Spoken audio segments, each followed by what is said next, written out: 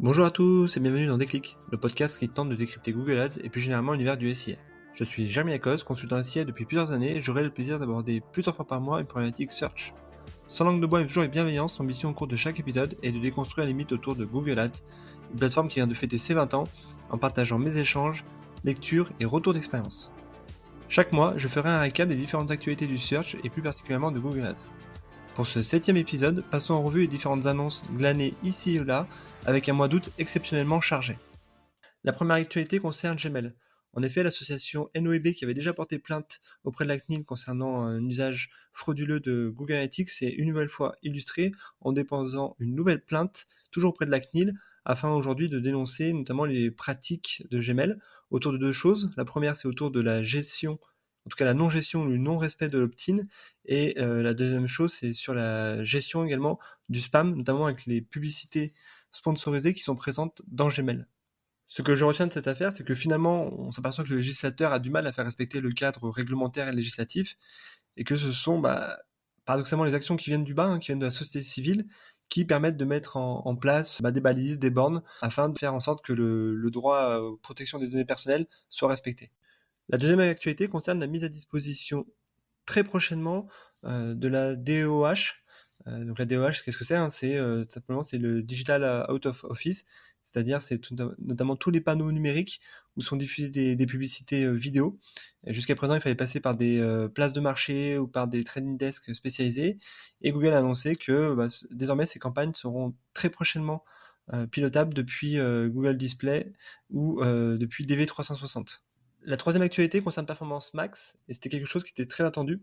Je veux bien sûr parler de la possibilité de la mise en exclusion des différents mots-clés.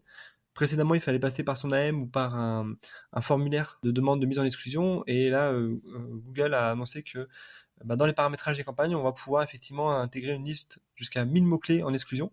Donc ça, c'est quand même hyper intéressant pour notamment exclure ces mots-clés marques ou les mots-clés concurrents, et faire en sorte que Performance Max soit une vraie campagne générique, et ainsi pouvoir piloter les résultats en ce sens. Alors la quatrième annonce concerne également Performance Max, et notamment la bascule des campagnes local ads, donc les campagnes géolocalisées dans Performance Max. À date, elle est disponible pour certains annonceurs qui doivent opérer cette bascule de façon manuelle, et elle sera proposée tout au long de l'année jusqu'à fin 2022. Cette bascule, on ne pourra pas y échapper, donc il faudra évidemment la faire. Deux points d'attention à avoir bien en tête. Le premier, c'est bien penser à redéfinir la valeur de conversion. On va pouvoir mettre des valeurs différentes en fonction des types de conversion, ce qui est déjà le cas dans Local Ads, mais il faudra faire la même chose dans Performance Max. Et deuxièmement, c'est également bien vérifier les CTA, parce qu'une partie des CTA disponibles dans Local Ads ne seront pas disponibles dans Performance Max. Donc il faudra faire effectivement la table de matching ou de correspondance. Cinquième annonce autour de Store Visit et Store Sales.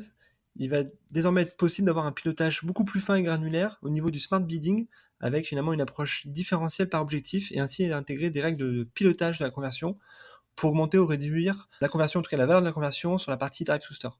Donc ça, c'est hyper intéressant, c'est-à-dire ce qu'on faisait avant en SIM, on va pouvoir également l'appliquer sur la partie Store Visit. Et enfin, dernière série d'annonces autour de Discovery Ads avec 4 optimisations en cours. La première, c'est Google qui est en train de travailler pour optimiser l'expérience publicitaire dans son feed Discover. La deuxième, c'est l'optimisation aussi du support et des feedbacks sur l'approche créative qui reste le nerf de la guerre sur cette campagne. La troisième optimisation, c'est un meilleur accès aux insights au niveau des audiences. Et enfin, la quatrième optimisation, c'est une meilleure gestion des audiences, notamment sur la vue cross-canal. Voilà, cette 7e revue d'actu est terminée avec des dynamiques qui se poursuivent toujours autour de Performance Max ou du rapprochement monde physique et digital. D'ici là, prenez soin de vous, et si vous me cherchez, vous savez où me trouver, sur Google bien sûr. Allez, à la prochaine!